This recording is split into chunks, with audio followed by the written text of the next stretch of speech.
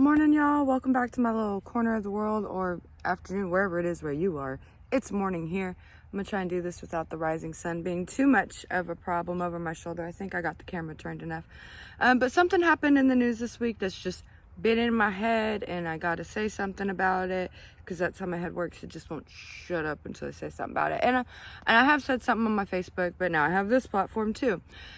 And it reminded me of why what I do is so important as far as just being a representation, just being an open, honest, authentic version of myself, and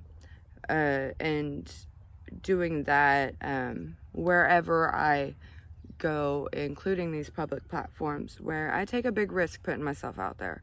But this is why I do it. Recently,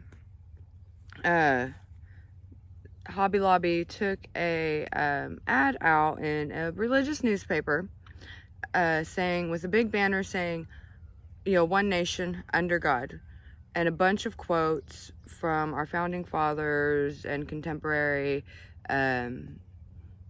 leaders of the time and government leaders of the time, talking about how this nation is a Christian nation.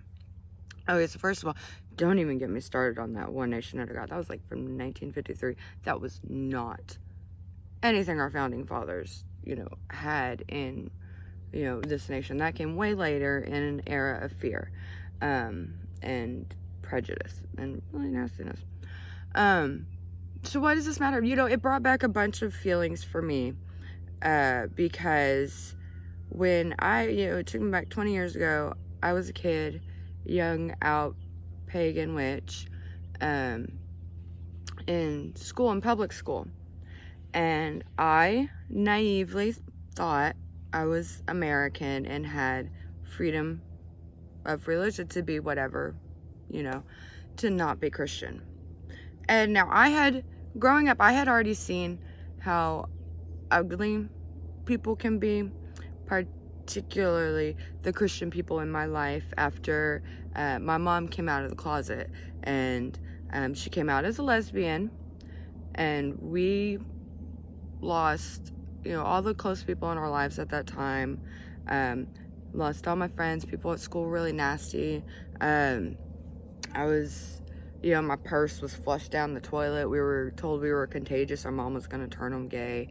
The classics. It was the 90s, and it was the,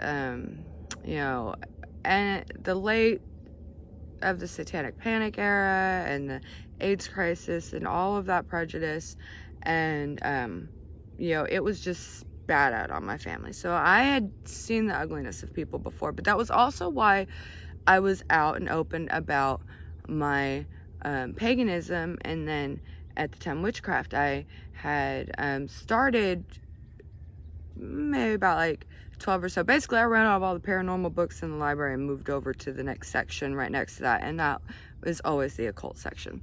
And so I had been working my way through that. A cousin had given me a Wicca book, and so by this time in high school, I was an out Wiccan, and boy, was that scary for the Christians, I guess, or at least some of them, because there's an annual prayer that happens at the flagpoles in public spaces, particularly public schools, where the Christians will gather once a year and have a big prayer. And and a lot of it, and talking about, bringing their religion back in schools and stuff, which is fine as long as everybody's allowed, which, I've done before, had, been a part of cultural, multi-religious prayers in school, just spontaneous things that happen. But, here's my concern about, when the school and any government agency, any branch of the government, any representative is promoting one religion over others, because the others do not get protection. They do not get to be as free as the protected religion. So what happened to me, and how I learned that with a big old slap in the face, was after being out for a few years and being an open witch for over a year, I had faced a backlash within my friends group. Like, I was a bad influence, and you know, there was all kinds of drama there. That was par for the course. But you know, I had other friends and that were accepting of me. And one day, me and one of my friends were waiting for her mom to come pick us up. She was late. The grass was muddy, so we wanted to stay up where it was dry because we had our gorgeous gauze clothes. She had a new cloak. We didn't want to mess that stuff up. But for some reason, the prayer group from the Meet You at the Pole prayer, you know, thing had been growing and had become like a daily thing at this point in time. They had been, you know, there was this kid, people started calling him the prophet, and he was talking about leading the prayer groups and how, you know, they were going to bring their religion back into the school and stuff, and had even recruited some of the teachers and substitute teachers and stuff were joining them. And they were over by the, you know, they were over by the flagpole doing their thing, and we were right here waiting for our mom. When one of them drew their, you know, saw that we were there and recognized, I guess, who I was. I never really appreciated at the time how, I don't know, I guess word gets around in a suburb. Like, I remember I'd walk into a different school and they'd be like, oh, that's the witch. Anyways, but they turned and brought their circle around us. They started yelling at us, and you know, particularly me, because I was the out and open one, and they were telling me I needed to repent and spitting at me, telling Satan's here and they spit on you, you know, that whole thing.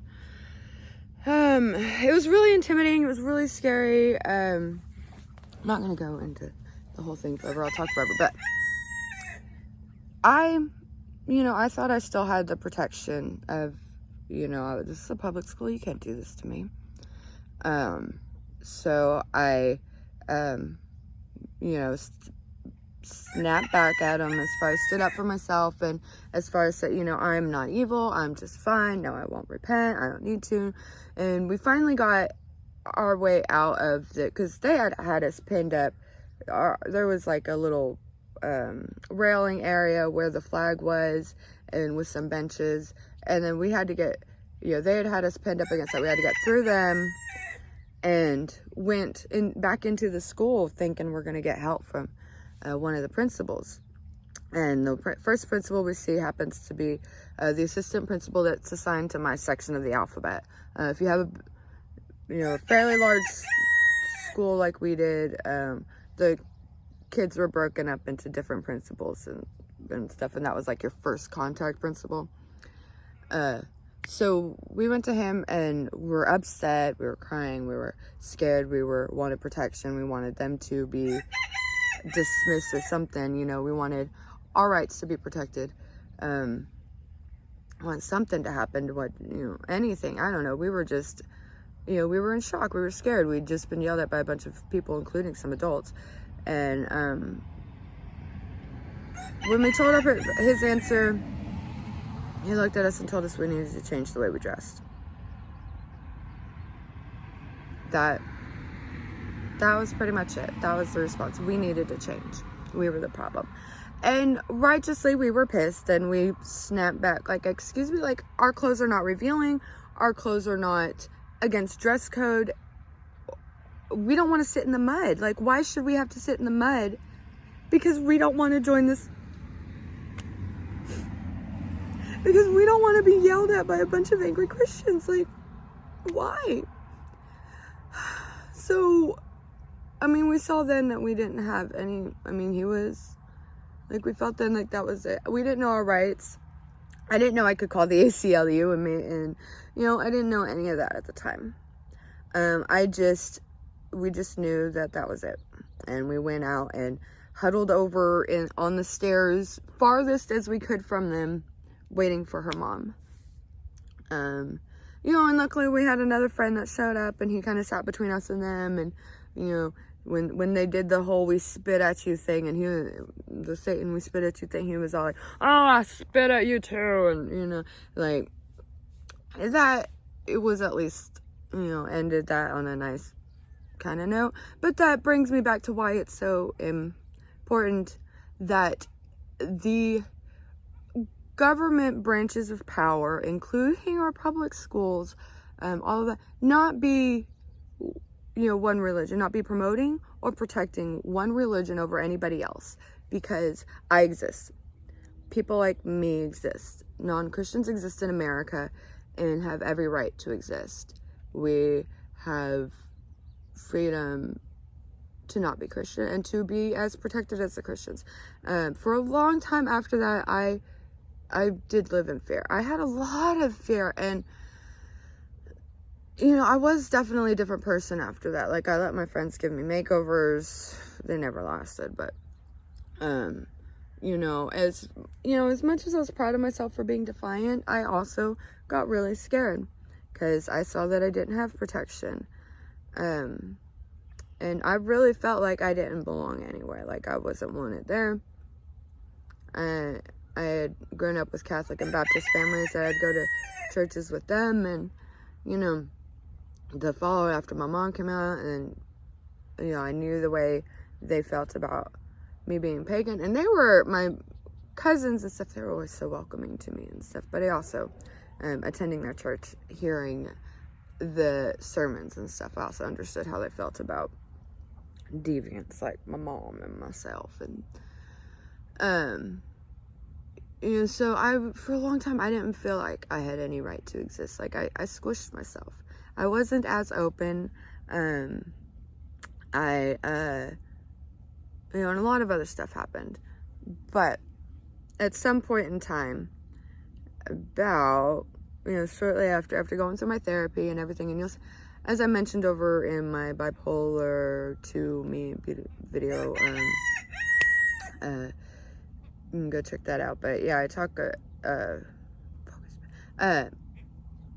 but I finally, one of the breakthroughs was eventually giving myself, I thought about how my aunts and my cousins, and how much they loved their faith, and how open they were about it, and how it was just a normal part of their lives.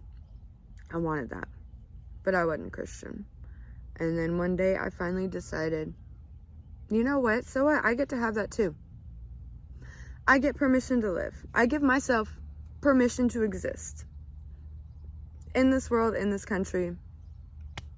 I do too. And I started loving me more. And that really, that started me down a whole new, path of healing and recovery, was just making that decision to give myself every right to exist as every Christian who had put me down, and while openly loving their faith in themselves, and had expected me to hate myself, and expected my mom to hate herself, or my family, or any of my loved ones. No more. And so that's why why things like what Hobby Lobby did, and which they don't get my money. They haven't gotten my money for years for the way they treat their non-Christian women employees, and their activities in the antiquities markets. Like, if you're a woman or into protecting antiquities, they shouldn't get your money anyways. But it's important because they make me feel like I don't have a right to exist, and I do.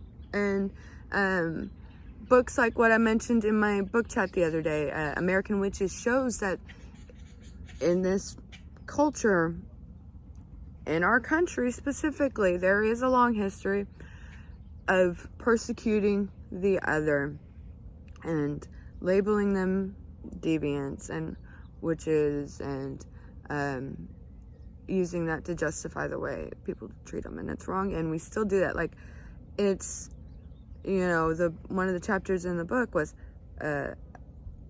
last American witch trial so far, and that's so far, that is a warning and a reminder that it can happen. Like, was very close to, they could have hurt us. And then what? It would have been our own fault for existing, for being there. No, it's not right. It's not right for me to live in fear because I'm not a Christian in this country. It's not right. And that's why it's, the stuff that I do is so important. That's why this Historical Witches project is so important to me, because I want to humanize them. To the witches we've read about and learned about the history that have been kind of just written off as jokes, or just, oh, those outspoken women, they were just getting punished. Like, these were real people that existed. I'm a real person that exists. And I want to humanize them so people don't try and dehumanize me. Maybe. I mean, and maybe not, but if I can just, one person maybe rethinks the way they treat somebody, that'd be great. And to note that, and I do want to note, and part of my work is this stuff still happens around the world. This still happens in this country. Christians are still persecuted. Non-Christians are still persecuted by Christians, and by anybody really. But I mean, all kinds of people are still attacked. But particularly what I'm here speaking about as far as my own experience is, there's still, pagan shops that get bricks thrown in their windows. They get notes written told to get out of town. There are still women in this world that are kicked out of their villages or murdered, being accused of witchcraft. Like, there's a whole village, and oh, my bunny's coming. There's a whole village in Africa, hidden village of people who were, persecuted and kicked out of their village, their own communities, for being witches. And if I find the link, there's an album that they've done, and I believe the proceeds goes to support that village. And if I can find the link, I'll put that in the description. But yeah, okay, I'm gonna finish this up. It's getting long now, but yeah, I exist. We all exist. I'm gonna keep doing my work, and I'm gonna keep using my voice, and keep shining out there on my pretty little pagans and witches and fierce beings, you and my LGBTQ plus people. I do not forget about you, but those are other videos. But I'm just saying, like, a lot of my work has to do with that community as well, and what it's meant to me growing up, and as far as being a home when everybody else rejected us. So